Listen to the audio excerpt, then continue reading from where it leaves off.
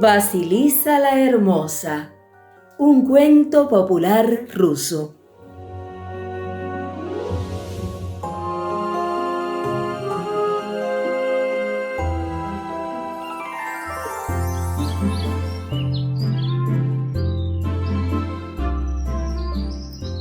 En un reino vivía un comerciante con su mujer y su única hija, llamada Vasilisa la Hermosa.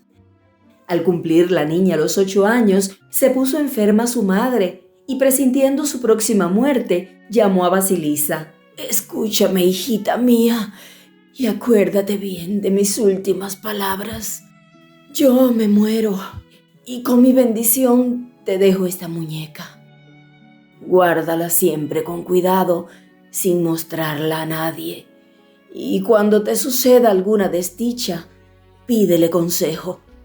Después de haber dicho estas palabras, la madre besó a su hija, suspiró y se murió. El comerciante, al quedarse viudo, se entristeció mucho, pero pasó tiempo, se fue consolando y decidió volver a casarse. Era un hombre bueno y muchas mujeres lo deseaban por marido, pero entre todas eligió una viuda que tenía 2 hijas de la edad de Vasilisa y que en toda la comarca tenía fama de ser buena madre y ama de casa ejemplar. El comerciante se casó con ella, pero pronto comprendió que se había equivocado, pues no encontró a la buena madre que para su hija deseaba.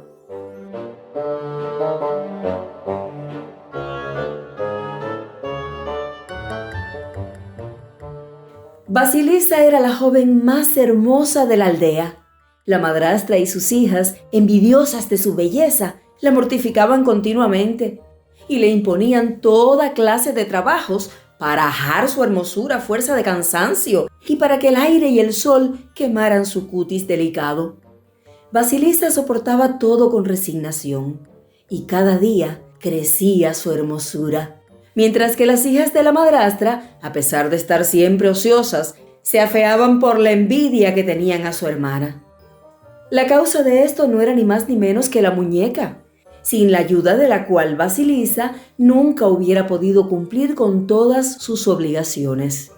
La muñeca la consolaba en sus desdichas, dándole buenos consejos y trabajando con ella. Así pasaron algunos años y las muchachas llegaron a la edad de casarse. Todos los jóvenes de la ciudad solicitaban casarse con Vasilisa, sin hacer caso alguno de las hijas de la madrastra. Esta, cada vez más enfadada, contestaba a todos: «No casaré a la menor antes de que se casen las mayores». Y después de haber despedido a los pretendientes, se vengaba de la pobre Vasilisa con golpes e injurias. Un día el comerciante tuvo necesidad de hacer un viaje y se marchó. Entretanto, la madrastra se mudó a una casa que se hallaba cerca de un espeso bosque en el que, según decía la gente, aunque nadie lo había visto, vivía la terrible bruja Baba Yaga. Nadie osaba acercarse a aquellos lugares porque Baba Yaga se comía a los hombres como si fueran pollos. Después de instaladas en el nuevo alojamiento, la madrastra, con diferentes pretextos, enviaba a Vasilisa al bosque con frecuencia. Pero a pesar de todas sus astucias, la joven volvía siempre a casa guiada por la muñeca, que no permitía que Vasilisa se acercase a la cabaña de la temible bruja. Llegó el otoño y un día la madrastra dio a cada una de las 3 muchachas una labor. A una le ordenó que hiciese encaje, a la otra que hiciese medias y a Vasilisa la mandó a hilar, obligándolas a presentarle cada día una cierta cantidad del trabajo hecho. La madrastra apagó todas las luces de la casa, excepto una vela que dejó encendida en la habitación donde trabajaban sus hijas, y se acostó. Poco a poco, mientras las muchachas estaban trabajando, se formó en la vela un pabilo y una de las hijas de la madrastra, con el pretexto de cortarlo, apagó la luz con las tijeras. «¿Qué haremos ahora?», dijeron las jóvenes. «No había más luz que molesta en toda la casa y nuestras labores no están aún terminadas. Habrá que ir en busca de luz a la cabaña de Baba Yaga. Ya tengo luz en mis alfileres, dijo la que hacía el encaje. No iré yo. Pues tampoco iré yo, añadió la que hacía las medias. Tengo luz de mis agujas. Tienes que ir tú en busca de luz, exclamaron ambas. Anda, ve a casa de Baba Yaga. Y al decir esto echaron a Basilisa de la habitación. Basilisa se dirigió sin luz a su cuarto, puso la cena delante de la muñeca y le dijo: Come, muñeca mía, y escucha mi desdicha. Me mandan a buscar la luz a la cabaña de Baba Yaga y ésta me comerá. ¡Pobre de mí! No tengas miedo, le contestó la muñeca. Ve donde te manden, pero no te olvides de llevarme contigo. Ya sabes que no te abandonaré en ninguna ocasión. Basilisa se metió la muñeca en el bolsillo, se persignó y se fue al bosque.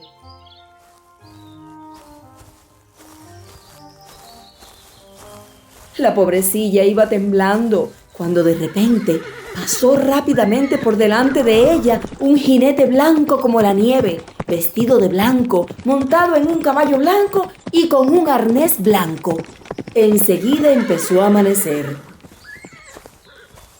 Basilisa siguió su camino y vio pasar otro jinete rojo, vestido de rojo y montado en un corcel rojo, y enseguida empezó a levantarse el sol. Durante todo el día y toda la noche anduvo Basilisa y solo al atardecer del día siguiente llegó al claro donde se hallaba la cabaña de Baba Yaga.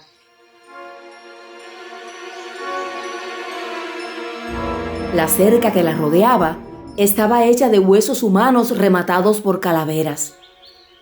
Las puertas eran piernas humanas, los cerrojos manos y la cerradura una boca sin dientes.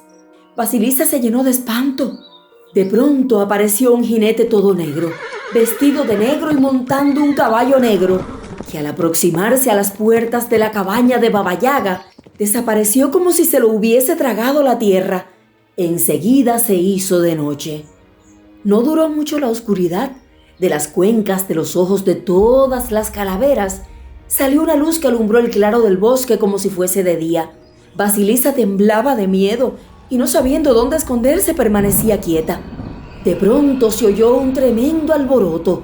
Los árboles crujían, las hojas secas estallaban y la espantosa bruja Baba Yaga apareció saliendo del bosque sentada en su mortero, arreando con el mazo y barriendo sus huellas con la escoba. Se acercó a la puerta, se paró y husmeando el aire gritó: ¡Huele a carne humana! ¿Quién está ahí? Basilisa se acercó a la vieja, la saludó con mucho respeto y le dijo: Soy yo, abuelita. Las hijas de mi madrastra me han mandado que venga a pedirte luz. Bueno, contestó la bruja. Las conozco bien. Quédate en mi casa y si me sirves a mi gusto, te daré la luz. Luego, dirigiéndose a las puertas, exclamó: ¡Mis fuertes cerrojos! ¡Abríos! ¡Eso es! ¡Mis anchas puertas! ¡Dejadme pasar! Las puertas se abrieron. Baba Yaga entró silbando, acompañada de Basilisa, y las puertas se volvieron a cerrar solas. Una vez dentro de la cabaña, la bruja se echó en un banco y dijo: ¡Quiero cenar! Sirve toda la comida que está en el horno. Basilisa encendió una tea acercándola a una calavera y se puso a sacar la comida del horno y a servírsela a Baba Yaga. La comida era tan abundante que habría podido satisfacer el hambre de 10 hombres. Después trajo de la bodega vinos, cerveza, aguardiente y otras bebidas. Todo se lo comió y se lo bebió la bruja. Y a Basilisa le dejó tan solo un poquitín de sopa de coles y una cortecita de pan. Baba Yaga se preparó para acostarse y dijo a la nueva doncella: Mañana tempranito, después que me marche, tienes que barrer el patio, limpiar la cabaña, preparar la comida y lavar la ropa. Luego tomarás del granero un celemín de trigo y lo expurgarás del maíz que tiene mezclado. Procura hacerlo todo, porque si no te comeré a ti, ¿eh? Después de esto, Baba Yaga se puso a roncar, mientras que Vasilisa, poniendo ante la muñeca las sobras de la comida y vertiendo amargas lágrimas, dijo: Toma, muñeca mía, come y escúchame. ¡Qué desgraciada soy! La bruja me ha encargado que haga un trabajo para el que harían falta 4 personas y me amenazó con comerme si no lo hago. La muñeca contestó: No temas nada, Vasilisa. Come y después de rezar, acuéstate. Mañana arreglaremos todo.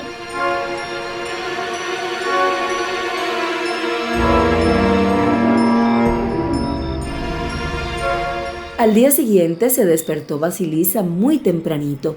Miró por la ventana y vio que se apagaban ya los ojos de las calaveras. Vio pasar y desaparecer al jinete blanco y enseguida amaneció. Baba Yaga salió al patio, silbó y ante ella apareció el mortero con el mazo y la escoba. Pasó a todo galope el jinete rojo e inmediatamente salió el sol. La bruja se sentó en el mortero y salió del patio arreando con el mazo y barriendo con la escoba.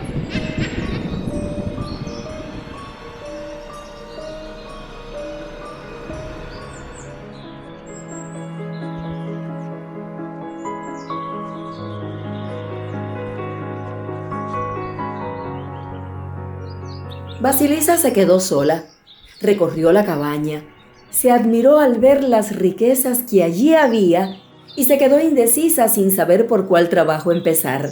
Miró a su alrededor y vio que de pronto todo el trabajo aparecía hecho. La muñeca estaba separando los últimos granos de trigo de los de maíz.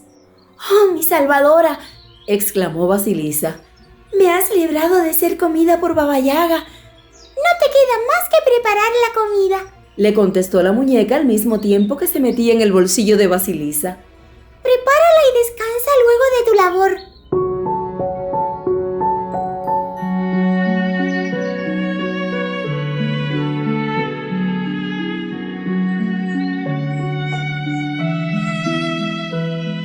Al anochecer, Vasilisa puso la mesa, esperando la llegada de Baba Yaga. Ya anochecía cuando pasó rápidamente el jinete negro e inmediatamente oscureció por completo. Solo lucieron los ojos de las calaveras. Luego crujieron los árboles, estallaron las hojas y apareció Baba Yaga, que fue recibida por Vasilisa. ¿Está todo hecho?, preguntó la bruja. Examínalo todo tú misma, abuelita. Baba Yaga recorrió toda la casa y se puso de mal humor por no encontrar un motivo para regañar a Vasilisa. Bien, dijo al fin y se sentó a la mesa. Luego exclamó: mis fieles servidores, venid a moler mi trigo. Enseguida se presentaron 3 pares de manos, cogieron el trigo y desaparecieron. Baba Yaga, después de comer hasta saciarse, se acostó y ordenó a Vasilisa: mañana harás lo mismo que hoy. Y además tomarás del granero un montón de semillas de adormidera y las escogerás una a una para separar los granos de tierra. Y dada esta orden, se volvió del otro lado y se puso a roncar, mientras Vasilisa pedía consejo a la muñeca. Esta repitió la misma contestación de la víspera. Acuéstate tranquila después de haber rezado. Por la mañana se es más sabio que por la noche. Ya veremos cómo lo hacemos todo.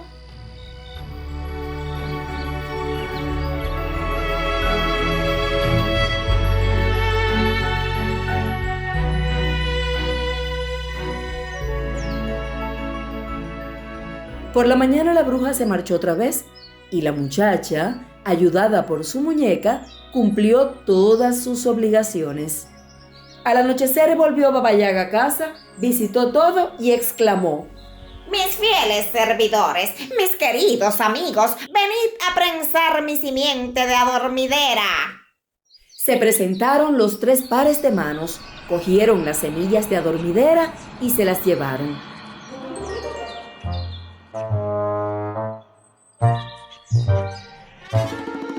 La bruja se sentó a la mesa y se puso a cenar. ¿Por qué no me cuentas algo?, preguntó a Vasilisa, que estaba silenciosa. ¿Eres muda? Si me lo permites, te preguntaré una cosa. Pregunta, pero ten en cuenta que no todas las preguntas redundan en bien del que las hace. Cuanto más sabio se es más viejo. Quiero preguntarte, abuelita, lo que he visto mientras caminaba por el bosque. Me adelantó un jinete todo blanco, vestido de blanco y montado sobre un caballo blanco. ¿Quién era? Es mi día claro, contestó la bruja. Más allá me alcanzó otro jinete todo rojo, vestido de rojo y montando un corcel rojo. ¿Quién era este? ¡Ah, es mi sol radiante! ¿Y el jinete negro que me encontré ya junto a tu puerta? Es mi noche oscura. Basilisa se acordó de los 3 pares de manos, pero no quiso preguntar más y se calló. ¿Por qué no preguntas más? Dijo Baba Yaga. Con esto me basta. Me has recordado tú misma, abuelita, que cuanto más sepas seré más vieja. Bien, repuso la bruja. bien haces en preguntar solo lo que has visto fuera de la cabaña y no en la cabaña misma. Pues no me gusta que los demás se enteren de mis asuntos. Y ahora te preguntaré yo también. ¿Cómo consigues cumplir con todas las obligaciones que te impongo, La bendición de mi madre me ayuda, contestó la joven. Lo que has dicho. Vete enseguida, hija bendita. No necesito almas benditas en mi casa. ¡Fuera! ¡Fuera de aquí! Y expulsó a Basilisa de la cabaña. La empujó también fuera del patio. Luego, tomando de la cerca una calavera con los ojos encendidos, la clavó en la punta de un palo. Se la dio a Basilisa y le dijo: He aquí la luz para las hijas de tu madrastra. Tómala y llévatela a casa. La muchacha echó a correr alumbrando su camino con la calavera, que se apagó ella sola al amanecer. Al fin, a la caída de la tarde del día siguiente, llegó a su casa. Se acercó a la puerta y tuvo intención de tirar la calavera pensando que ya no necesitaría luz en casa, pero oyó una voz sorda que salía de aquella boca sin dientes que decía: ¡No me tires! ¡Llévame contigo! Miró entonces a la casa de su madrastra y, no viendo brillar luz en ninguna ventana, decidió llevar la calavera consigo. La acogieron con cariño y le contaron que desde el momento en que se había marchado no tenían luz. No habían podido encender el fuego y las luces que traían de las casas de los vecinos se apagaban apenas entraban en casa. ¿Acaso la luz que has traído no se apague?, dijo la madrastra. Trajeron la calavera a la habitación y sus ojos se clavaron en la madrastra y sus 2 hijas, quemándolas sin piedad. Ellas intentaban esconderse, pero los ojos ardientes las perseguían por todas partes. Al amanecer, estaban ya las 3 completamente abrazadas. Solo Basilisa permaneció intacta. Por la mañana, la joven enterró la calavera en el bosque, cerró la casa con llave y se dirigió a la ciudad. Pidió alojamiento en casa de una pobre anciana y se instaló allí esperando que volviese su padre. Un día dijo Basilisa a la anciana: Me aburro sin trabajo, abuelita. Cómprame el mejor lino e hilaré para matar el tiempo. La anciana compró el lino y la muchacha se puso a hilar. El trabajo avanzaba con rapidez y el hilo salía igualito y finito como un cabello. Pronto tuvo un gran montón, suficiente para ponerse a tejer, pero era imposible encontrar un peine tan fino que sirviese para tejer el hilo de Basilisa, y nadie se comprometía a hacerlo. La muchacha pidió ayuda a su muñeca, y ésta en una sola noche le preparó un buen telar. A fines del invierno el lienzo estaba ya tejido y era tan fino que se hubiera podido enhebrar en una aguja. En la primavera lo blanquearon y entonces dijo Basilisa a la anciana: Vende, abuelita, vende. Vende el lienzo y guárdate el dinero. La anciana miró la tela y exclamó: No, hijita, no. Ese lienzo, salvo el zar, no puede llevarlo nadie. Lo enseñaré en palacio. Se dirigió a la residencia del zar y se puso a pasear por delante de las ventanas del palacio. El zar la vio y le preguntó: ¿Qué quieres, viejecita? ¡Ay, majestad! Contestó ésta. He traído conmigo una mercancía preciosa que no quiero mostrar a nadie más que a ti. El zar ordenó que la hiciesen entrar y al ver el lienzo se quedó admirado. ¿Qué quieres por él? Preguntó. No tiene precio, padre y señor. No tiene precio. Te lo he traído como regalo. El zar le dio las gracias y la colmó de regalos.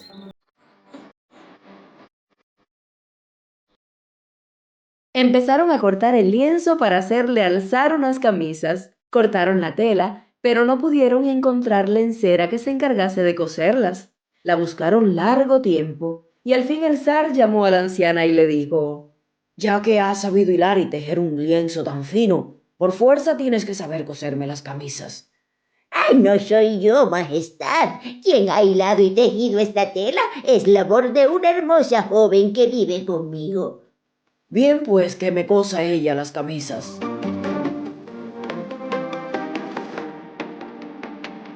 Volvió la anciana a su casa y contó a Basilisa lo sucedido, y ésta repuso: Ya sabía yo que me llamarían para hacer este trabajo. Se encerró en su habitación y se puso a trabajar. Cosió sin descanso y pronto tuvo hecha una docena de camisas.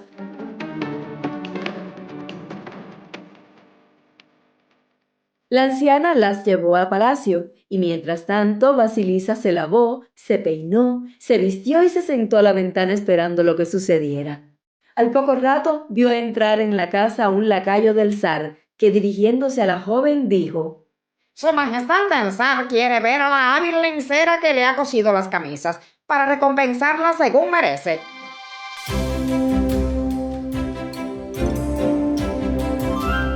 Basilisa la hermosa se encaminó a palacio y se presentó al zar. Apenas éste la vio, se enamoró perdidamente de ella. Hermosa joven, Le dijo. no me separaré de ti, porque serás mi esposa. Entonces tomó a Basilisa la hermosa de la mano, la sentó a su lado y aquel mismo día celebraron la boda.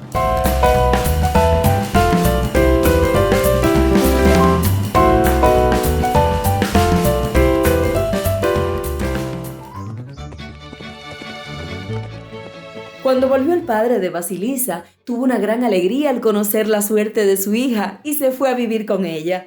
En cuanto a la anciana, la joven zarina la acogió también en su palacio y a la muñeca la guardó consigo hasta los últimos días de su vida, que fue toda ella muy feliz.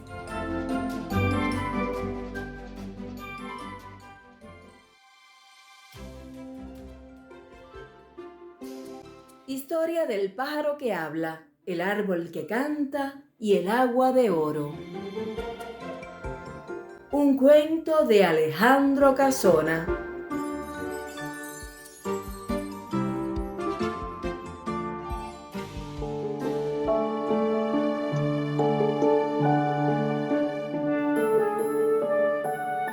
Hubo en otro tiempo un sultán de Persia llamado Corusha, al que agradaba recorrer de noche disfrazado las calles de su ciudad en busca de lances y aventuras. Una noche reconoció a una muchacha de familia humilde, pero tan discreta y hermosa, que se prendó ciegamente de ella y decidió hacerla su esposa, celebrándose poco después las bodas fastuosamente.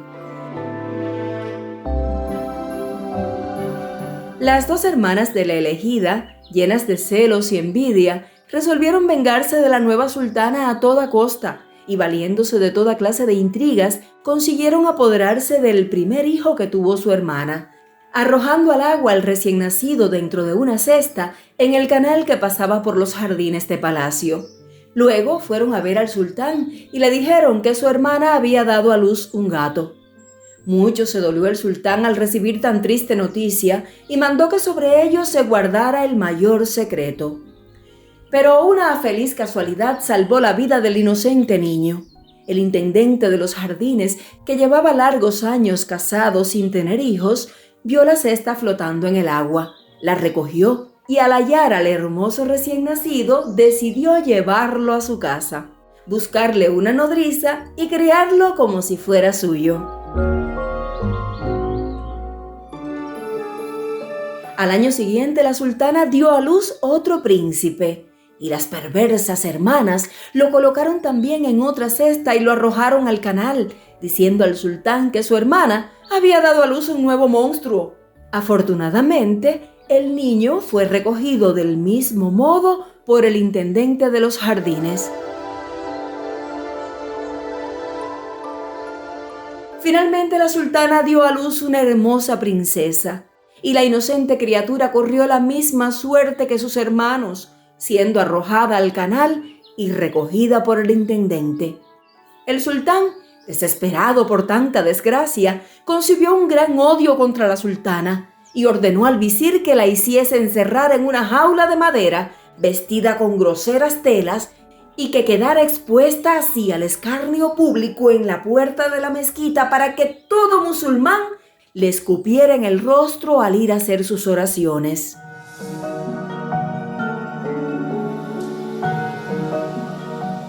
El intendente crió a los príncipes con ternura paternal, que aumentaba a medida que crecían en edad y revelaban todos ingenio extraordinario, y la princesa una belleza sorprendente. Los tres hermanos, llamados ellos Barman y Pervis, y la princesa Pansada, estudiaron con un preceptor geografía, poesía, historia y ciencias, haciendo tales progresos en poco tiempo que pronto aventajaron a su maestro. También aprendieron toda clase de juegos, montar a caballo, cazar, danzar y arrojar la jabalina. Así crecieron y se educaron aquellos príncipes, alegrando los últimos años del buen intendente, al que creían su padre, el cual murió sin revelarles el secreto de su nacimiento, dejándoles herederos de sus riquezas, de una magnífica casa de campo rodeada de jardines y un ancho bosque lleno de ciervos y leones.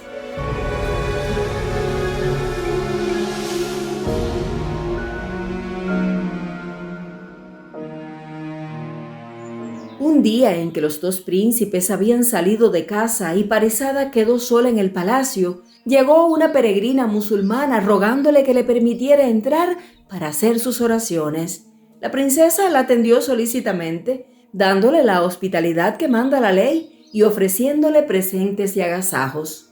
Cuando la anciana iba a retirarse, agradecida por tantas atenciones, dijo a la princesa: Señora, vuestra casa es espléndida, alhajada con magnificencia y situada en un paraje encantador. Solo 3 cosas le faltan para ser el más delicioso palacio del mundo.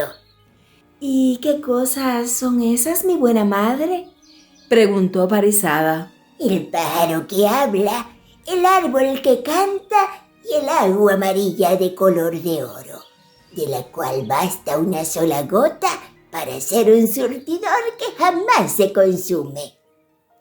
Hermosas cosas son esas, mi buena madre, pero ¿cómo saber dónde se hallan? Las 3 se hallan juntas en el mismo lugar, en los confines de este reino. La persona que quiere encontrarlas no tiene más que caminar 20 días sin descanso. Sigue siempre el camino que pasa por delante de esta casa. Al cumplirse los 20 días encontrarás a un anciano y él le dirá dónde se hallan las 3 maravillas. Y dicho esto, desapareció. Hondamente preocupada quedó la princesa con esta revelación, y en cuanto regresaron sus hermanos, les contó todo lo sucedido. El príncipe Bahman se levantó de repente, diciendo que había resuelto ir en busca del pájaro, del árbol y del agua de oro para tener el placer de regalárselos a su hermana. De nada sirvieron las palabras y ruegos de sus hermanos para hacerle desistir de tan arriesgada empresa. En un momento hizo Bahman sus preparativos y al despedirse entregó a su hermana un cuchillo envainado, diciéndole: «Mira de vez en cuando la hoja de este cuchillo, hermana. Mientras la veas brillante, nada temas, pero si ves que se empaña y gotea sangre, será que alguna desgracia me ha ocurrido. Llora entonces por mí. Y abrazando a sus hermanos por última vez, el valeroso Bahman montó a caballo y se alejó en línea recta por el camino que la anciana le había indicado. Atravesó toda Persia y al cumplirse los 20 días encontró a un anciano de larga barba blanca sentado bajo un árbol cubierto con una mísera estera y tocado con un sombrero de anchas alas en forma de quitasol. Era un sabio derviche retirado de las vanidades del mundo. El príncipe echó pie en tierra y le habló así: «Buen derviche, vengo de lejanas tierras en busca del pájaro que habla, el árbol que canta y el agua de oro. ¿Podríais indicarme dónde se encuentran?» Señor, respondió el derviche. conozco ese lugar, pero el peligro que vais a exponeros es inmenso.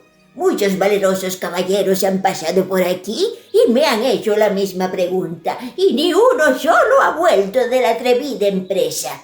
No sigáis adelante, volveos a vuestro país. No conozco el miedo, ni me importan los peligros. Os suplico que me indiquéis el camino. Viendo el derviche que de nada servían sus prudentes consejos, sacó una bola brillante de un saco que tenía junto a sí y la presentó al joven. Tomad esta bola, Le dijo. echadla a rodar y seguid tras ella hasta la falda del monte donde se pare. Bajaos entonces del caballo que os esperará allí y subid a la cumbre de la montaña. Encontraréis a derecha e izquierda una multitud de piedras negras y oiréis una confusión de voces que con insultos y amenazas tratarán de haceros retroceder. No miréis atrás, porque si lo hacéis, os convertiréis al punto en una piedra negra como las otras, que son otros tantos caballeros encantados. Si lográis llegar hasta lo alto, allí veréis una jaula, y en ella el pájaro que habla pregunta, y él os dirá dónde están el árbol que canta y el agua de oro. Ahora, haced lo que os parezca, y que Alá os proteja. Agradeció Bahman las palabras del anciano, tomó la bola y echándola a rodar, siguió detrás hasta la falda de una montaña.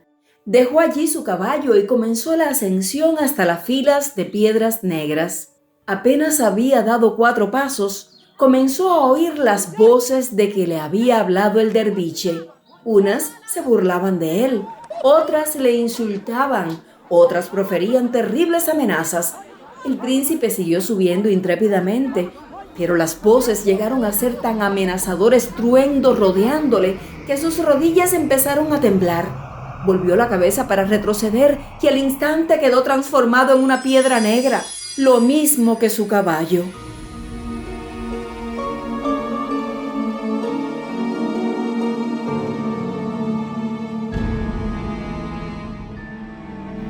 Parizada llevaba siempre a la cintura el cuchillo que su hermano le entregó al partir. Un día, al mirar su hoja, lo vio chorreando sangre y la pobre princesa lloró amargamente la desgracia de Bahman. Pero Perviz era animoso y valiente y no podía conformarse como ella con llorar a su hermano. Así pues, decidió intentar la misma empresa y se aprestó a partir enseguida sin dar oídos a los lamentos de Parizada, que temía perder a los dos y quedarse sola en el mundo. Antes de partir, Perviz entregó a su hermana un collar de perlas de 100 cuentas, diciéndole: «Repasa diariamente las cuentas de este collar. Si un día las perlas no corren, como si se hubieran pegado unas con otras, será que me ha ocurrido alguna desgracia. Llora entonces por mí». Y abrazándola amorosamente montó a caballo y siguió el mismo camino que su hermano.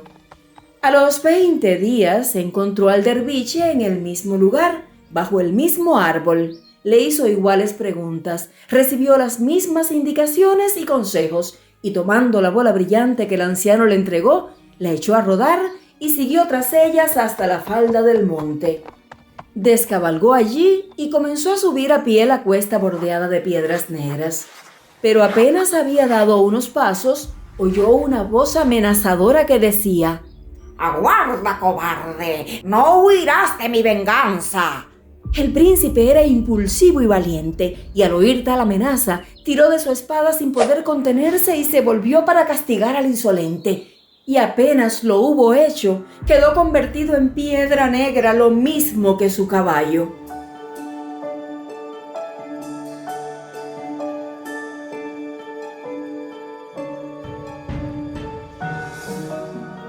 Grande fue el dolor de Parizada cuando supo por las cuentas del misterioso collar la desgracia de su hermano. Pero en su corazón había decidido lo que habría de hacer llegado el caso, y sobreponiéndose a su dolor, montó a caballo, bien armada y vestida de hombre, y se puso en marcha, siguiendo el mismo camino de sus hermanos.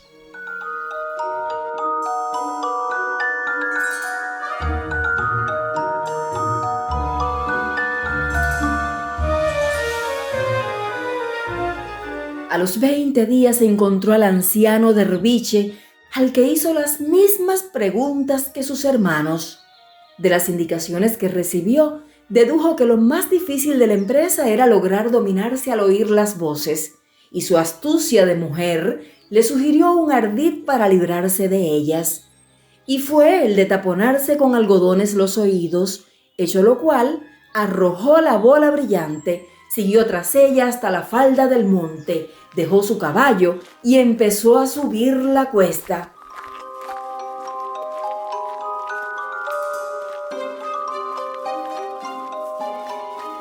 Centenares de voces salían de todas partes, unas con insultos groseros, otras con terribles amenazas, y la princesa las oía a pesar de los algodones. Su ánimo estuvo a punto de desfallecer, empezó a temblar, pero el recuerdo de sus hermanos le infundió nuevo valor y apretando el paso entre un cerco de voces que a cada momento crecían y resonaban cada vez más terribles, llegó a la cumbre, donde vio una jaula con un pájaro de maravillosos colores. Inmediatamente se apoderó de la jaula llena de gozo y preguntó al pájaro: «Dime, ave maravillosa, ¿dónde está el agua de oro?»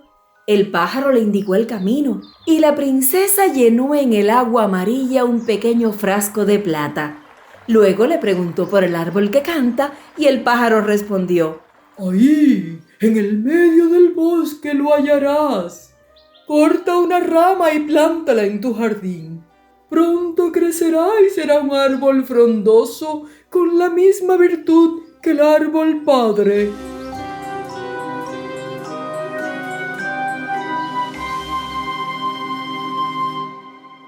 Guiada por el mágico concierto, no tardó la princesa en hallar el árbol sonoro, cuyas hojas, al ser movidas por la brisa, producían una dulce música. Cortó una pequeña rama sonora y de vuelta junto al pájaro preguntó otra vez: «Mis hermanos están aquí encantados, convertidos en piedras negras. ¿Qué haré para salvarlos?» «Derrama una gota del agua maravillosa sobre cada piedra».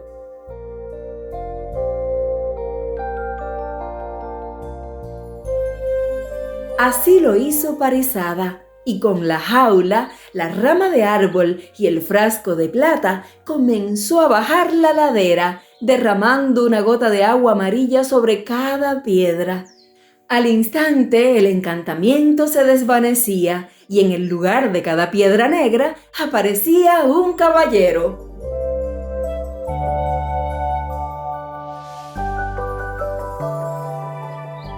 De este modo volvieron a la vida los príncipes Bahman y Perviz, los cuales abrazaron a su hermana con lágrimas de gozo. Y en posesión de las 3 maravillas, regresaron a su palacio, escoltados por todos los caballeros, salvados por el valor de la princesa, los cuales le rindieron pleitesía y la colmaron de bendiciones.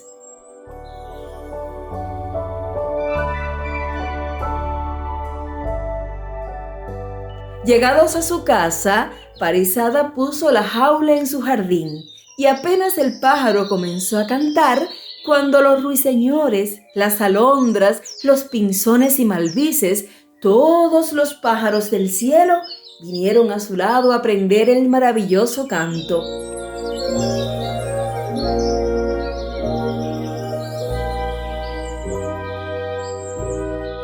La rama se plantó en un cuadro del mismo jardín.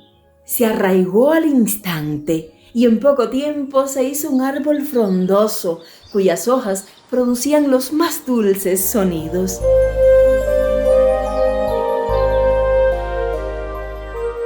Y en medio del parque se levantó una taza de mármol blanco donde Parizada derramó su frasco de agua de oro, elevándose al momento un surtidor de 20 pies de altura que nunca se agotaba.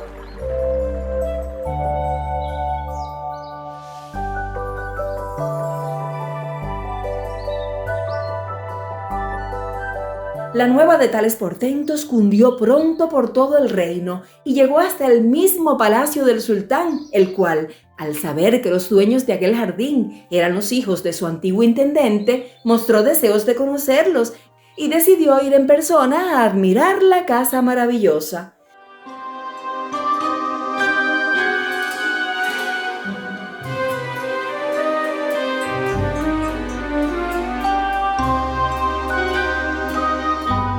Cuando Parizada supo que su casa iba a ser visitada por el sultán, no cabía en sí de gozo y consultó al pájaro acerca de lo que debería servirle a la mesa.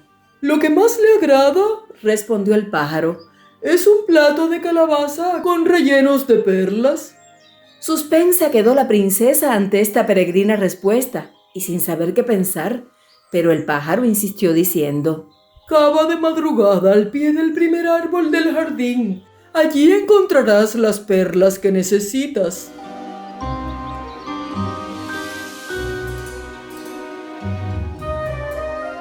Así lo hizo Parizada, encontrando un cofrecito de oro lleno de perlas, todas iguales y hermosísimas.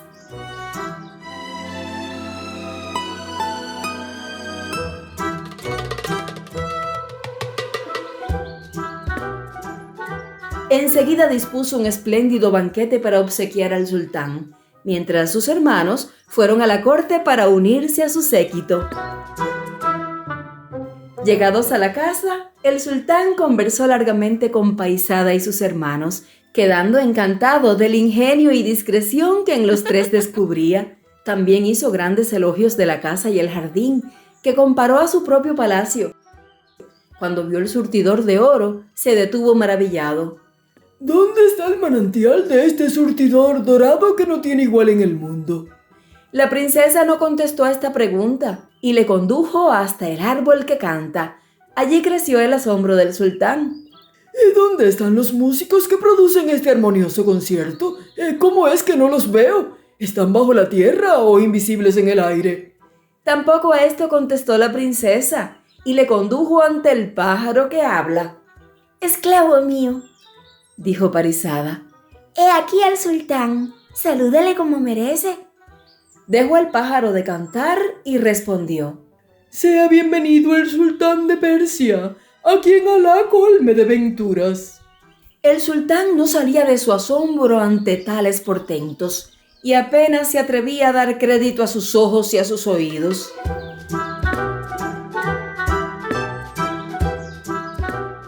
Sentáronse luego a la mesa y cuando vio la calabaza rellena de perlas, se quedó pasmado mirando alternativamente a los príncipes y a la princesa sin comprender la razón de tan extraño guiso. Señor, dijo entonces el pájaro, ¿os maravilláis de ver un relleno de perlas y no os maravillasteis de que vuestra esposa diera a luz 3 monstruos? Así me lo aseguraron. Respondió el sultán sorprendido. Sí, pero fue un engaño de las hermanas de la sultana, envidiosas de su suerte. Vuestra esposa dio a luz una hermosa hija y 2 hijos que fueron arrojados al agua por sus hermanas y recogidos y educados por el intendente de vuestros jardines. Y vuestros hijos son esta bella princesa y esos 2 príncipes que tenéis a vuestro lado. Al oír estas palabras, el sultán y sus hijos se abrazaron derramando lágrimas de alegría y su corazón estallaba de felicidad.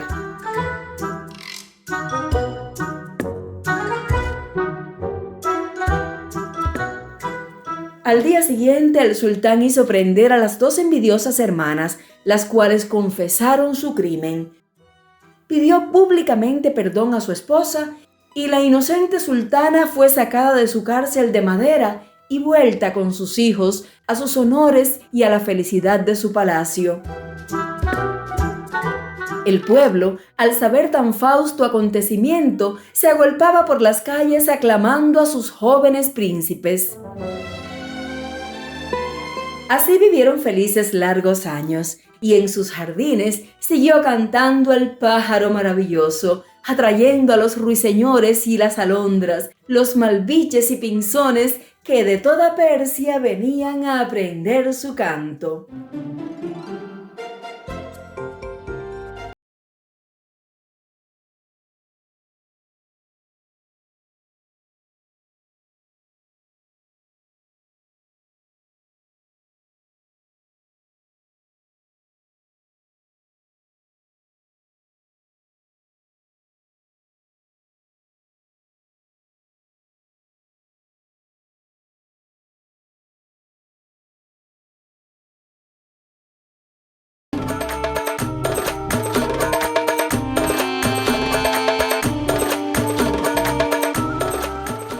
Vivía en Bagdad un mercader muy rico que, habiendo hecho malos negocios, perdió la mayor parte de sus bienes.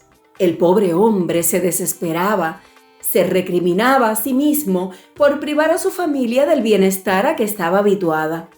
Su palacio de mármol, famoso en la ciudad por sus espléndidas alfombras, tapices de púrpura y oro, estatuas de jade y marfil y por otros 1000 adornos, se veía ahora casi vacío. Sus depósitos, habitualmente llenos de tanto valor, no contenían más que un montoncito de madera de sándalo. Todas las esperanzas del mercader estaban puestas en esta madera preciosa. Si lograba venderla bien, podría reunir quizás una buena suma y empezar a rehacer su fortuna. Un día oyó hablar de un mercader que había vuelto de un larguísimo viaje. Aseguraban que había comerciado en todos los países, que conocía usos y costumbres de gentes de lejanas tierras y que, habiendo adquirido mucha experiencia, podía dar atinados consejos.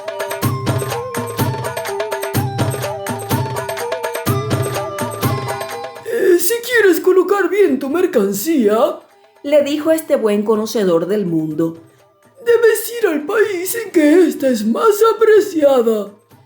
De acuerdo, señor y amigo, pero sabrás decirme en qué país pagan el sándalo a más alto precio que en nuestra tierra, ¿eh? Pues sí, claro, hay una ciudad donde esta madera es más apreciada que el oro, pero es una extraña ciudad, ¿sabes? Situada en la cima de un monte, entre altas montañas. Nadie se atreve a ir hasta allá. Ni siquiera yo, que soy un trotamundos. Bien, ¿y podrías indicarme el camino? Pues claro que sí.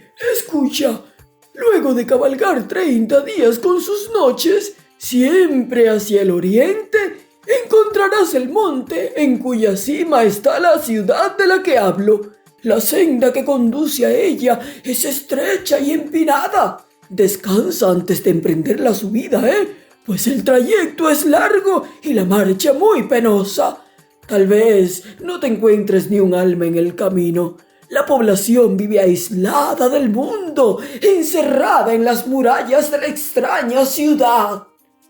Nuestro mercader agradeció el consejo y los informes y se dispuso a hacer el largo viaje.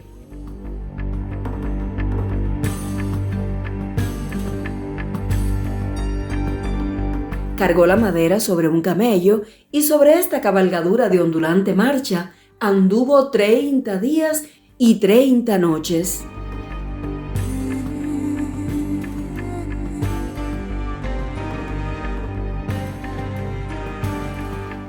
Al llegar al pie del alto monte, el viajero divisó en la cima los muros de la extraña ciudad. Descansó esa noche y a la luz incierta del alba empezó la subida por el escarpado sendero. Poco antes de llegar a la cumbre, vio venir a una anciana que guiaba un hato de ovejas que apartó para dejar paso y saludó. Que Alá te proteja a ti y a tus ovejas, buena mujer. La pastora miró asombrada al mercader. ¿Y quién eres tú que tan humildemente saludas a una vieja, Esto no es frecuente en estas tierras, dijo. Soy un mercader extranjero, buena mujer. Voy a la ciudad de allá arriba a vender mi carga. Pues ten mucho cuidado, ¿sabes? Aquí la gente es taimada y ladrona. No quisiera contradecir tus propósitos, buen hombre, pero debo advertirte que los habitantes de esta ciudad tienden a engañar a los forasteros. El viajero se asombró al oír estas palabras. No sabía si prestar fe a lo que le decía la vieja. Quiso detenerla para pedirle explicaciones, pero ella ya se había alejado tras sus ovejas.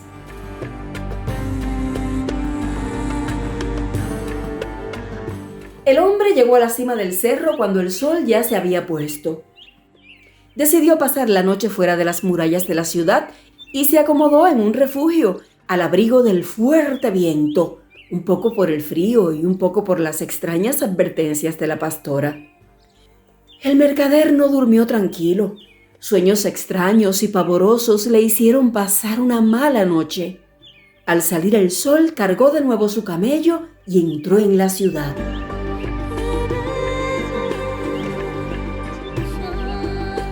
Había recorrido un corto trecho de la calle principal cuando fue detenido por un madrugador. ¿De dónde viene, señor? De Bagdad. ¿Y qué mercancías traes desde tus lejanas tierras para ofrecernos? Madera de sándalo. He oído decir que vosotros las apreciáis y las pagáis muy bien, ¿Y quién te ha dicho semejante cosa? Aquí la usamos para hacer fuego. Al oír estas palabras, el mercader quedó estupefacto, pero recordó la advertencia de la vieja y pensó que aquello no podría ser cierto.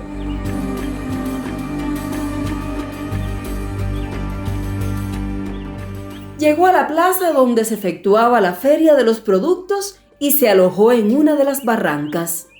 En cuanto terminó de acomodar su carga, salió al gran patio. Era ya mediodía.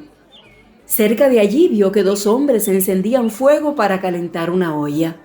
Reconoció en uno de ellos al hombre de la mañana y vio con sorpresa que la leña que utilizaban era sándalo. Acongojado ante lo que veía, el mercader de Bagdad empezaba a desesperar de su suerte. Entonces era cierto que allí hacían fuego con sándalo. Toda su carga valdría a lo sumo unas cuantas monedas. Al acercarse, los dos hombres lo saludaron ceremoniosamente. Le preguntaron: ¿Quieres vender tu carga de leña? ¿Y cuánto me dan por ella? Pues por cada medida de sándalo puedes pedirnos una medida igual del producto que quieras. Bien, de acuerdo. ¿Y cuándo me pagarán? No te preocupes, buen hombre. Mañana antes de la puesta del sol te entregaremos lo que pidas.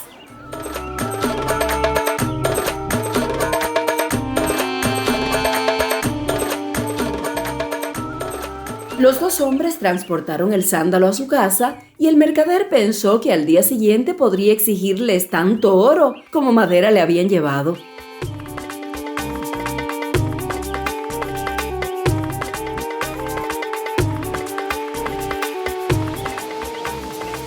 Mientras vagaba por la ciudad, se le acercó un tuerto. Luego de mirarlo fijamente con su único ojo, lo aferró con violencia por un brazo y gritó: ¡Auxilio! ¡Socorro! Aquí el hombre que me ha llevado el ojo. Este hombre me ha robado el ojo. Miradlo, miradlo, miradlo todos. Su ojo izquierdo es más claro que el otro. Es el mío, es el mío, es mi ojo. No lo soltaré hasta que me lo devuelva. El mercader intentó desasirse y trató de calmar a aquel sujeto que seguía gritando como un loco. Yo soy un forastero, señor mío. ¿Cómo puedo robarte el ojo si nunca te he visto antes? Y además, considera que los ojos no se pueden robar. En torno de los dos hombres se había reunido mucha gente. Y cosa extraña, todos estaban de parte del tuerto. El mercader de Bagdad empezaba a temer que allí todos estaban locos, de modo que, para salir de aquella situación, prometió que de alguna manera o de otra al día siguiente pagaría el precio del ojo. El pobre hombre estaba afligido. Lo que le acontecía en aquella ciudad era verdaderamente sorprendente. El oro que iba a recibir por el sándalo apenas alcanzaría para pagar al tuerto. No había duda, la suerte estaba contra él. Entregado a estos pensamientos, deambulaba por las callejuelas de la ciudad, cuando al pasar por el tallercito de un zapatero remendón, advirtió que una de sus sandalias estaba descosida. La dejó para que se la cosieran. Bien, haz una buena compostura, buen hombre. Serás bien pagado. Está bien. Como recompensa debes darme algo que me deje satisfecho, ¿eh? Bien, buen hombre, así será.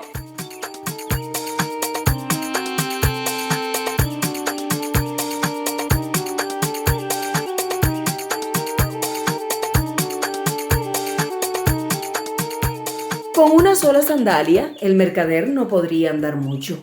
Al llegar a la esquina de esa calle, se topó con unos hombres que estaban jugando y para pasar el tiempo, se sentó cerca de ellos.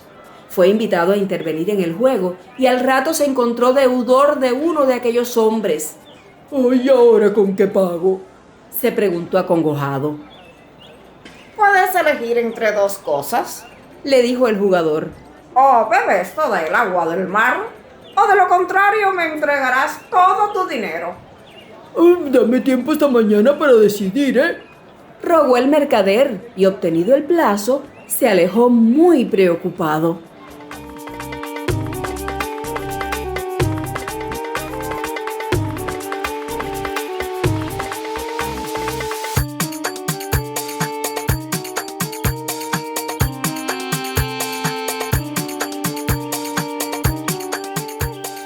Se sentó en un lugar muy solitario y se puso a pensar en las desgracias de ese día. Y he aquí que vio venir a la pastora del día anterior, que al verlo tan pensativo se le acercó y le dijo: «Señor mío, me hago cargo de su aflicción. Seguramente algún habitante de esta ciudad te ha jugado una mala pasada, ¿eh? De todos modos, no desesperes. Veamos, cuéntame, ¿qué es lo que te ha sucedido?» El mercader refirió con detalles todas las incidencias de ese día, y cuando hubo terminado, la vieja le dijo: «Te han estafado ignominiosamente. Lo que han quemado bajo la olla no era sándalo, sino una leña muy parecida. La madera del sándalo vale aquí más que el oro, hijo mío. Los que apoyaron al tuerto no eran testigos de buena fe.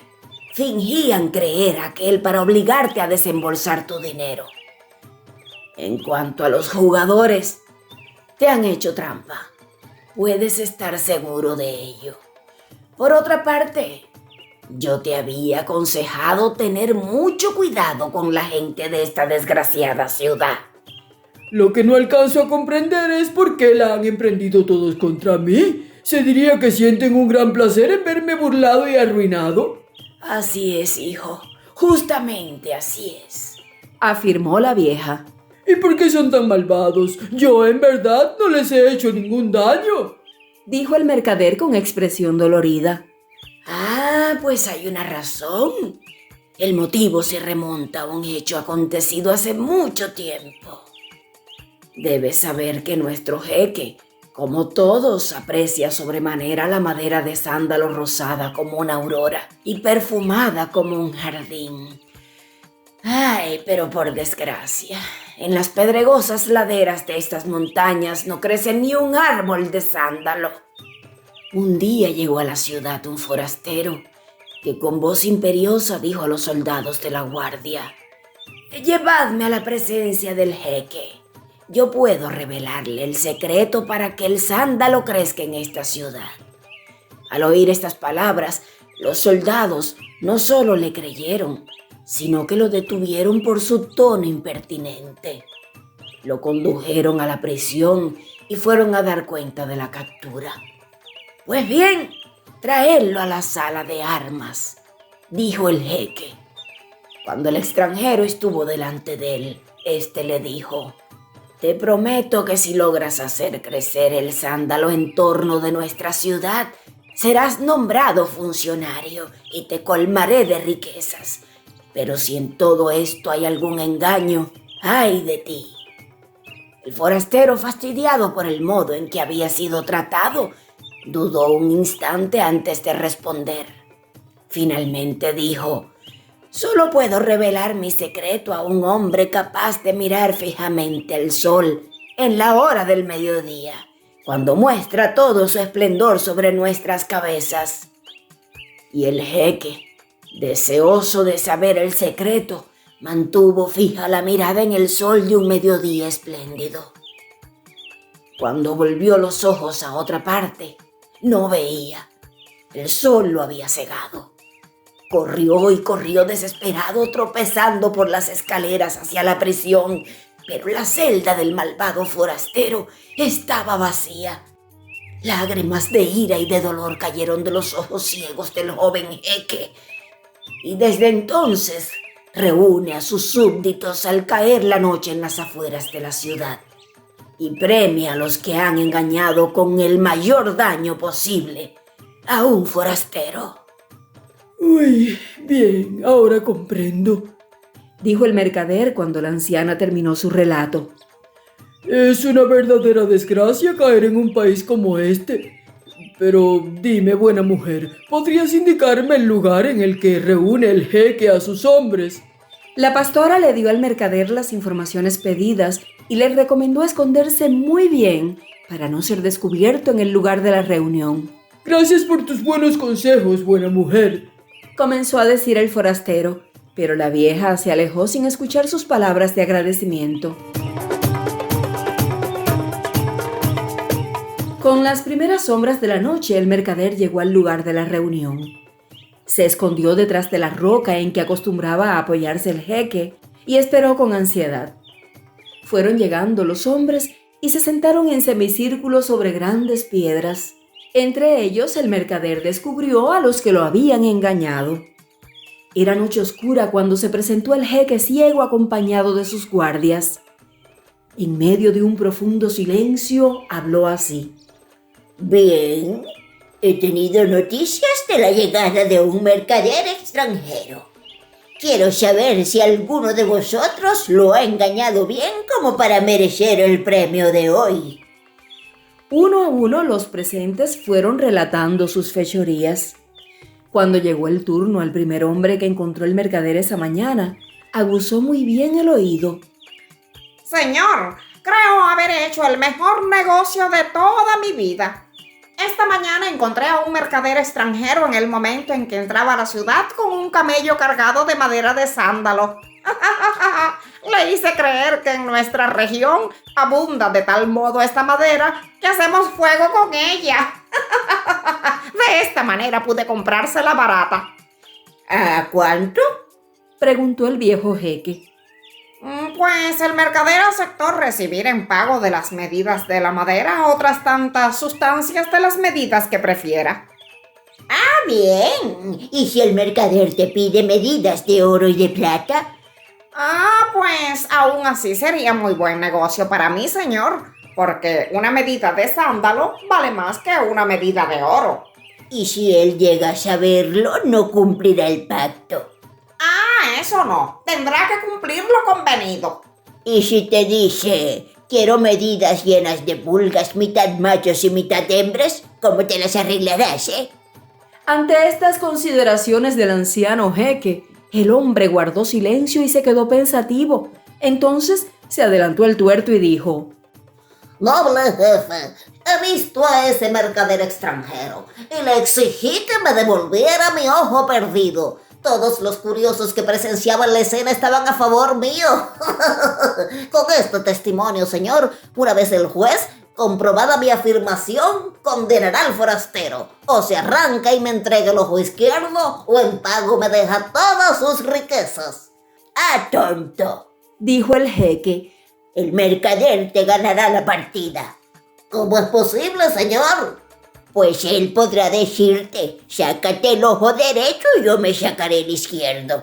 Si ambos pesan lo mismo, significará que tienes razón. Entonces te entregaré mi ojo. De este modo, él perdería un ojo, pero tú quedarías completamente ciego. El tuerto volvió a su sitio visiblemente contrariado.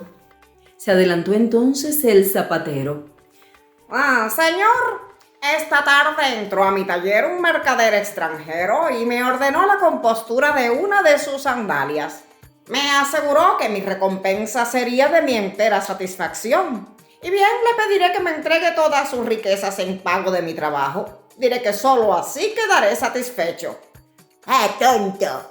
le dijo el viejo jeque. Él te proporcionará una buena satisfacción diciéndote: los enemigos del país han sido vencidos. El bienestar aumenta en esta ciudad. La prosperidad del sultán es grande. Y si tú afirmas que dichas afirmaciones no te han producido satisfacción, te acusará por infidelidad para con el sultán. Señor, y yo que creí haber sido tan astuto al cerrar el trato, dijo el zapatero.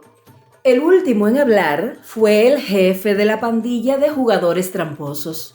Noble señor, he jugado con el mercader extranjero, perdió y le he propuesto que beba toda el agua del mar, o de lo contrario me entregará sus riquezas. También a ti podrá ganarte en astucia el perdedor. Pero señor, yo no creo que le sea posible beberse toda el agua del mar, observó el jugador. Claro que no, pero como tú se lo has propuesto, él podría decirte lo siguiente: sí, me beberé todo el mar, mas tendrás que esperar a que lo termine. Ya compruebo, señor, dijo el jugador. Terminó el ciego mientras se retiraba. Que mis súbditos no hacen nada bueno para satisfacción de mi venganza. Estoy seguro de que mañana aquel mercader los dejará a todos burlados. El grupo se disolvió y todos se volvieron a la ciudad rezongando contra el viejo caudillo. Pues hacemos todo para satisfacer su antiguo rencor contra los forasteros y nunca está conforme. Siempre sale con alguna argucia que nos deja avergonzados de nuestra falta de inteligencia. Así habló el jugador, pero un compañero replicó: Bueno, el caso no es tan grave. No creo que el mercader tenga la inteligencia y la sabiduría de nuestro jeque. Verás cómo lo engañamos con facilidad. Pues tienes razón, argumentó el tuerto. Yo creo que el hombre es un simplote. No nos ganará en astucia, claro que no. El pobre mercader, que desde su escondite no había perdido una sola palabra de lo dicho en aquella extraña asamblea nocturna, esperó a que se fuesen todos y se encaminó a su alojamiento.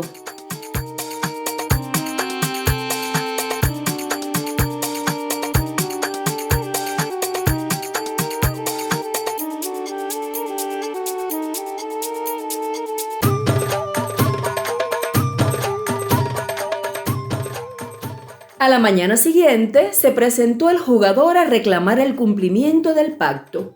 El mercader lo dejó asombrado con la respuesta aprendida la noche anterior. Amigo mío, en complacerme beberé todo el mar, pero tendrás que esperar a que me lo termine, ¿eh?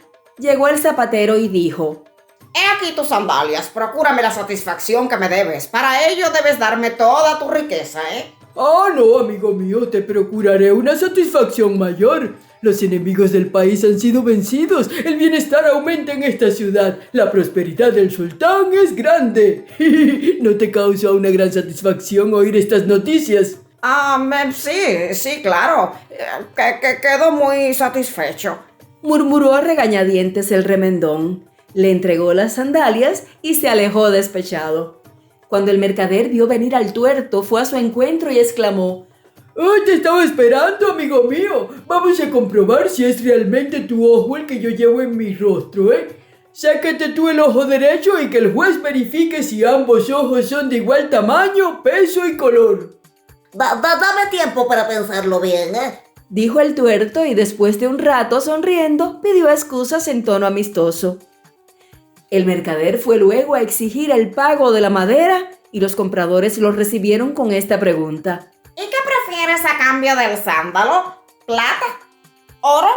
No, ni oro ni plata, amigos míos. Me darán las mismas medidas en pulgas, mitad machos y mitad hembras. Pero eso es imposible. Entonces devuélveme mi carga de sándalo.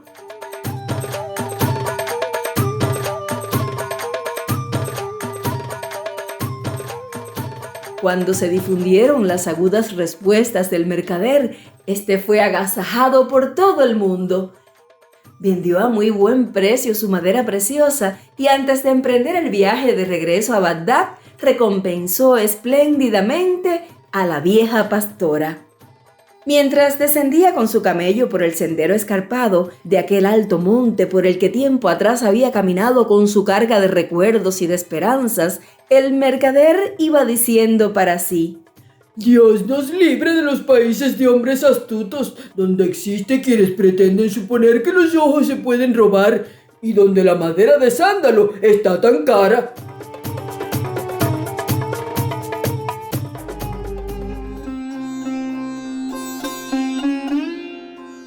Nala y Damayanti. Un cuento de Alejandro Casona.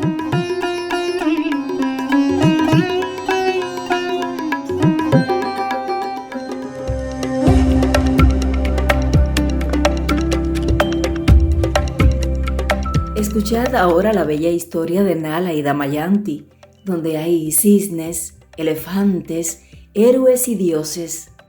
Está escrita en el libro de la selva de Mahabharata, el libro venerable de la India. Hace más de 2000 años, la contó a los hombres el poeta Vyasa.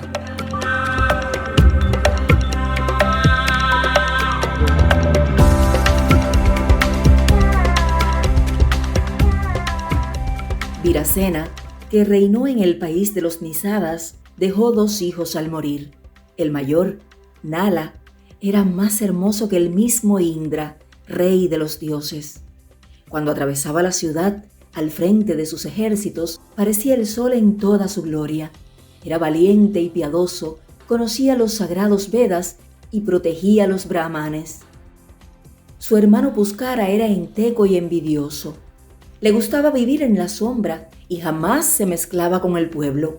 Nadie sabría decir si era valiente o cobarde, porque nunca se le vio en los juegos ni en la guerra. Nala se entregaba con placer a la doma de caballos salvajes. Ninguno se le resistía y a todos los reducía a la rienda y al yugo. Y con ellos vencía en la carrera a los más hábiles conductores de carros. Después de los consejos, donde trataba los asuntos de su reino, se entretenía algunas veces en jugar a los dados. Y siempre tenía suerte, pero las ganancias del juego las repartía entre los ascetas y los mendigos. Nala no quería otras riquezas que las que se ganan con los brazos y el corazón.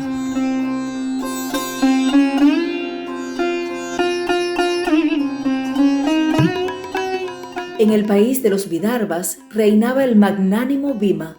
Tenía una sola hija, Damayanti, que era hermosa entre todas las doncellas. Su rostro era más gracioso que la luna creciente y sus ojos más bellos que la flor azul del loto. Su voz era tan melodiosa que al hablar parecía que cantaba.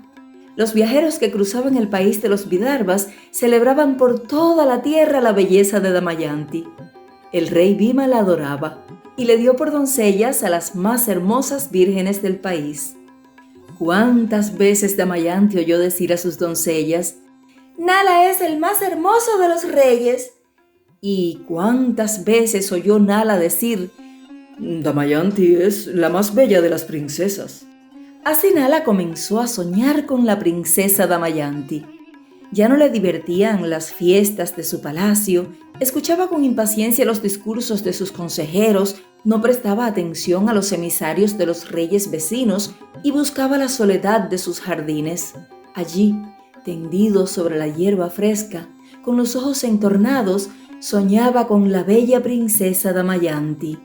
Un día cogió de su jardín un cisne de alas doradas. El cisne, al sentirse preso, lanzó un grito y habló: No me mates, oh rey. Si me concedes la vida, yo iré al país de los Vidarbhas, veré a la bella Damayanti y le diré cuánto la amas. Nala sonrió, sorprendido y alegre. Abrió su mano y el cisne desplegó sus alas volando hacia el país de los Vidarbhas.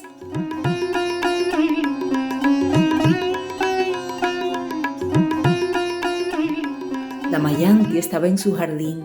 bañándose con sus doncellas en un estanque florecido de lotos, cuando vio llegar un cisne de alas de oro que se posó sobre el agua.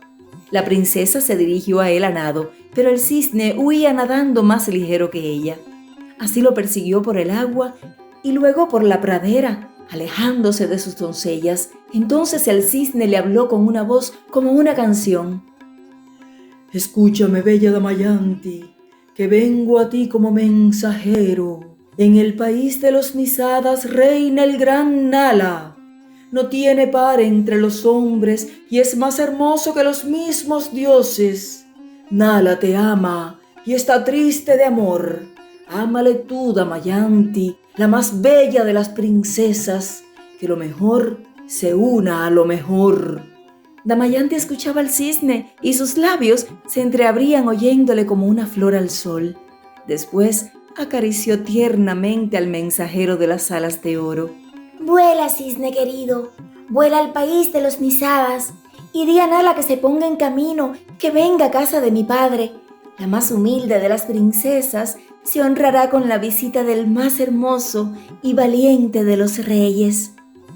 Y el cisne, rápido y sonoro, voló nuevamente al país de los Nisadas.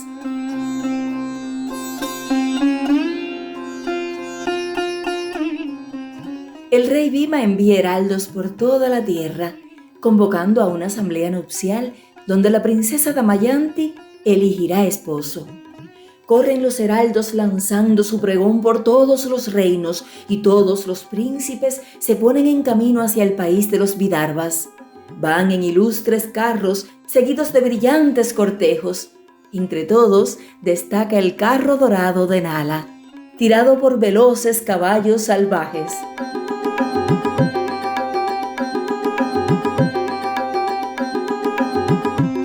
Es la víspera de la asamblea nupcial. Hoy todos los caminos de la India conducen a la corte de la princesa Damayanti, y el pregón de las bodas llega también a la mansión de los dioses. Allí están reunidos el celeste Indra y el ardiente Agni y Kali, el dios vengativo, y todos los demás dioses. Indra les dirige la palabra. Escuchad, inmortales. Mañana se celebra en la corte del magnánimo Bhima la asamblea nupcial donde la bella Damayanti ha de elegir esposo. Damayanti es la más hermosa princesa de la tierra. Todos los reyes arden en deseos de agradarle. ¿No iríamos nosotros a disputar a los reyes de la tierra la más bella de las princesas? Sí, claro, Contestan todos. Descendamos a la corte de Bhima y que Damayanti elija a su esposo entre los dioses. Y con deslumbrantes cortejos, Indra, Agni, Kali y todos los dioses se encaminan en carros de oro hacia el país de los Vidarbhas.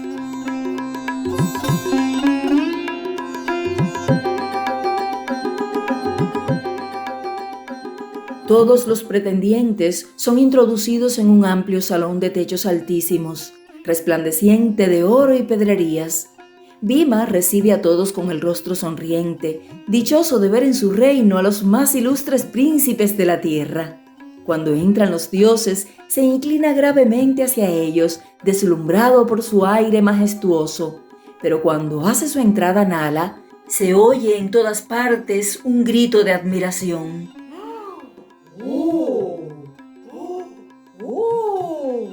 Es brillante como un héroe, hermoso como un dios. Entre los dioses se sienta. Los príncipes le miran con envidia y los mismos dioses no pueden ocultar su turbación. En medio de un gran silencio aparece ahora la noble Damayanti. Trae en sus manos una guirnalda de lotos para ofrecerla al elegido de su corazón. Sus ojos, sonrientes y turbados, se posan sobre todos los pretendientes, y al ver a Nala, su corazón desfallece de gozo y de amor. Sin vacilar, va hacia él para tenderle la guirnalda. Pero los dioses ven que van a ser públicamente derrotados por un hombre y rápidamente se ponen de acuerdo para evitarlo. De pronto, Damayanti se detiene con los ojos desmesurados de sorpresa.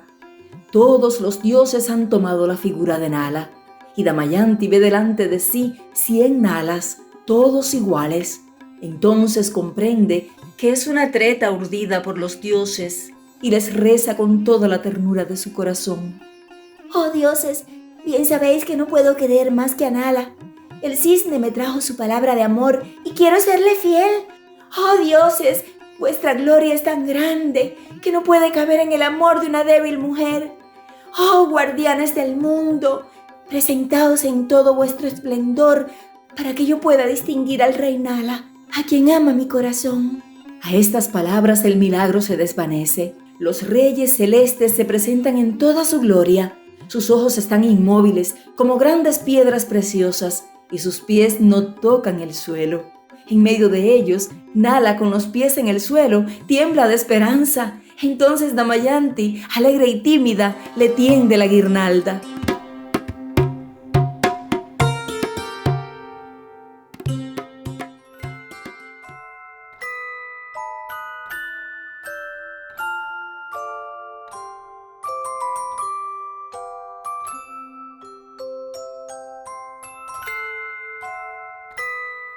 En medio de brillantes fiestas se celebran las bodas. Los poetas entonan sus mejores cantos en honor de Nala y Damayanti, y los mismos de los Nisadas vuelven sobre una larga alfombra de flores, bajo arcos de follaje y entre las bendiciones de su pueblo.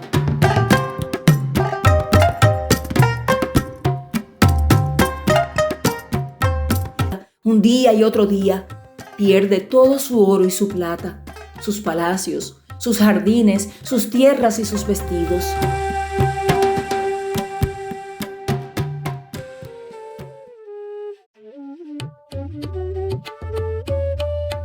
Damayanti tiembla por la suerte de sus hijos y con un ayo fiel los envía a la corte del rey Bhima, su abuelo. Después cae sobre su lecho entre lágrimas y plegarias esperando el regreso y también lo ha perdido. Entonces Puskara le dice riendo: Dejemos el juego, hermano. ¿Qué te queda ya? Solo tienes tuya a la princesa Damayanti. ¿Quieres que la juguemos también? A estas palabras, Nala recobra de repente la razón. Sin pronunciar una palabra se levanta, arroja sus últimos vestidos y traspasado de dolor va en busca de Damayanti.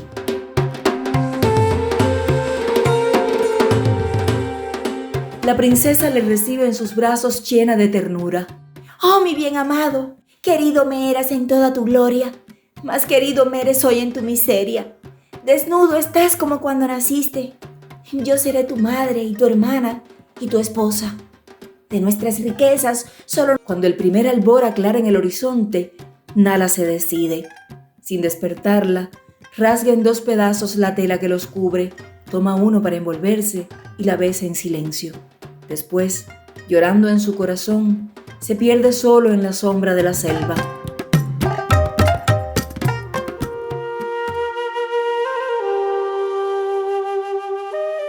¿Cuánto tiempo ha errado sola la bella Damayanti por el bosque sin fin?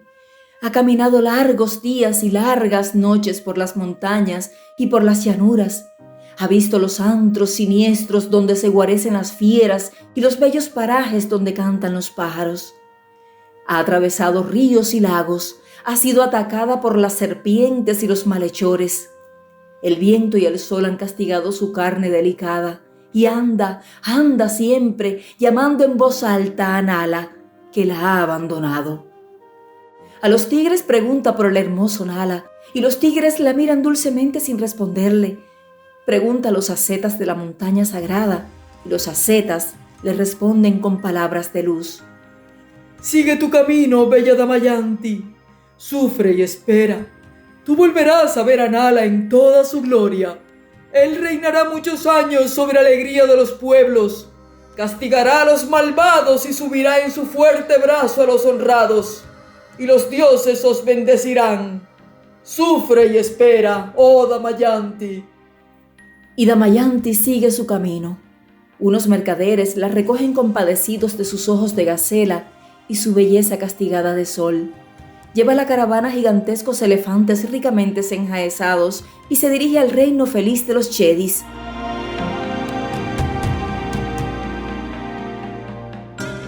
En un campo verde acampan, junto a un lago florecido de lotos. Pero a medianoche, un rebaño de elefantes salvajes viene al lado y al ver a sus hermanos los elefantes de la caravana convertidos en esclavos, los atacan con rabia y aplastan a los mercaderes. Así, la bella Damayanti, mientras no llegue la hora del perdón, llevará la desgracia donde quiera que vaya.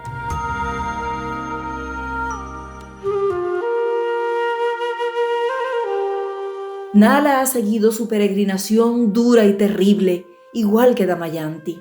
Largos días y largas noches ha caminado también y se alimenta de frutas silvestres y raíces, bebiendo sus lágrimas. Un día llega a un bosque donde crepita un gran incendio. De entre las llamas oye salir una voz. ¡Oh, gran Nala! ¡Sálvame por amor de los dioses! Nala se mete entre las llamas sin vacilar y salva de la muerte al desdichado. Era un naga, un duende travieso, encantado en el bosque por la maldición de un asceta al que había interrumpido en sus meditaciones. ¡Gracias, gran rey!, dijo el naga. Tu valor me ha salvado. En prenda de gratitud voy a revelarte el porvenir. Aún sufrirás algún tiempo, oh Nala, porque la maldición de un dios te persigue. Pero tus penas alcanzarán su fin. Volverás a ver a Damayanti y a tus hijos, y tu reino te será devuelto. Ahora escúchame y obedece. Da 20 pasos hacia el río y cava allí un hoyo. Nala obedeció, cavó el hoyo y halló un manto rojo de tela grosera. Cúbrete con ese manto y mírate en el río. Al mirarse en el río, Nala dio un grito de espanto. Su rostro estaba cambiado y era de una horrenda fealdad. Así vas por el mundo, agregó el naga, sin que nadie te pueda reconocer. Serás el más feo de los hombres y desempeñarás, oh rey, los oficios más humildes. Vete al palacio del rey Rituparna y trabaja allí en los establos sin acordarte de tu grandeza. No descubras a nadie tu nombre ni tu patria. Cuando encuentres de nuevo a Damayanti, serás perdonado. Arroja entonces ese manto rojo y volverás a aparecer en todo tu esplendor. Después, como la bruma de la mañana, el naga desapareció.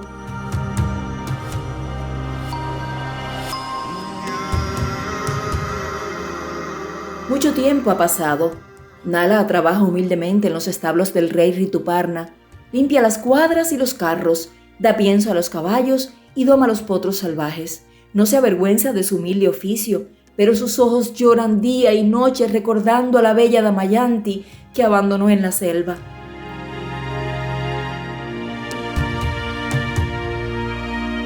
Damayanti está ahora acogida en el palacio del rey de los Chedis, sirviendo de doncella a la princesa Sunanda. El magnánimo rey Bhima, desde que supo la desgracia de Nala y Damayanti, arde en deseos de volver a verlos. Un día llamó al sabio Brahman Sudeva y le dijo: Mucha es tu sabiduría, Sudeva. Solo tú puedes hallar a mis hijos Nala y Damayanti. Ve por la tierra y busca sin descanso, día y noche. Di a Nala que no tenga reparo en venir a mis brazos. Le daré 1000 vacas, todas las tierras que quiera y la mayor de mis ciudades. Que los dioses te protejan, Sudeva.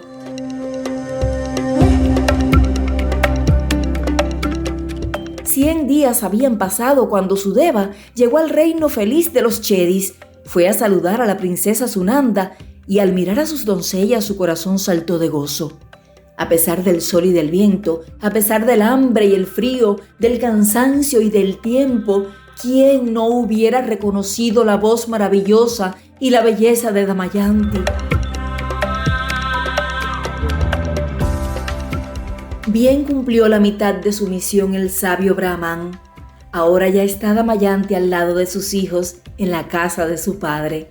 Y Sudeva vuelve a recorrer la tierra en busca del rey Nala.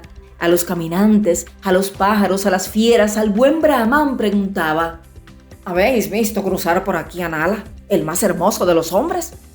Pero ¿quién podría reconocer a Nala en aquel feo mozo de los establos de Rituparna?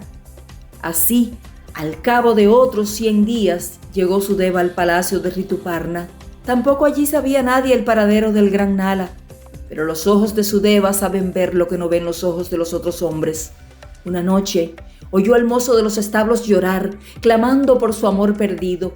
Sudeva se fijó en sus manos, finas y blancas, en la tristeza de sus ojos de dulce mirada, en su manera de domar los potros salvajes y conducir los sonoros carros. Y en todo esto recordaba Sudeva al gran Nala. Le preguntó su nombre y su patria, pero Nala, cumpliendo las palabras del Naga, se negó a decirlos. Al fin Sudeva decidió hacer una última prueba. Si aquel hombre extraño era Nala, lo demostraría en las carreras de carro, en que nadie pudo igualársele jamás. Y Sudeva habló al rey Rituparna delante de todos sus criados. Sabed, oh gran rey, que la princesa Damayanti, considerándose viuda, reúne mañana nueva asamblea nupcial para elegir esposo. ¿No iréis vos allá, oh Rituparna? De buen grado iría, pero el país de los Vidarbhas está a 100 leguas de aquí. ¿Quién podría recorrer en un solo día tan enorme distancia, Al oír esto, el corazón de Nala tiembla de emoción. De un salto se coloca ante el rey. Yo te llevaré, oh Rituparna. Mañana al amanecer tu carro estará ante el palacio de la bella Damayanti. Nala corre a los establos gritando y llorando de gozo. Uncia al brillante carro 2 potros sin domar, de sangre picante, que se encabritan y piafan nerviosos al sentir los frenos de plata. Rituparna, con Sudeva y su cortejo, montan en el carro. Nala, de pie, empuña las riendas, restalla su largo látigo y envueltos en una nube de polvo, gritos, relinchos, los caballos se lanzan a través del campo.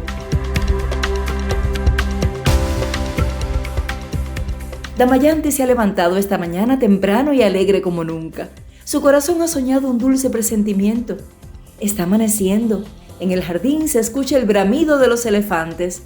En el estanque juegan los cisnes reales y las flores se abren frescas al sol. Damayanti sale a su terraza a respirar el aire limpio de la mañana. Allá lejos, en el camino, divisa un brillante carro. Se acerca, parece que vuela. Un hombre lo guía cubierto con un manto rojo. Ya entra el carro en la ciudad, atronando sus calles dormidas. Ya llega ante el palacio. El hombre vestido de rojo desciende al suelo de un salto, corre a la puerta derribando en su carrera a los centinelas petrificados de asombro, sube la ancha escalinata como un loco, cruza las salas, llega a la terraza, grita sin aliento, ¡Damayanti! ¡Damayanti! Y arroja al suelo el manto rojo, apareciendo de repente en todo su esplendor. ¡Oh, Nala, mi bien amado! Y Nala y Damayanti se abrazan sin palabras. En el jardín del rey cantan los ruiseñores. El gran Nala recobró su reino, del que cedió generosamente la mitad a su hermano Puskara. Siempre reinó para la justicia y el amor, y los hombres y los dioses fueron dichosos largos años con la dicha de Nala y Damayanti.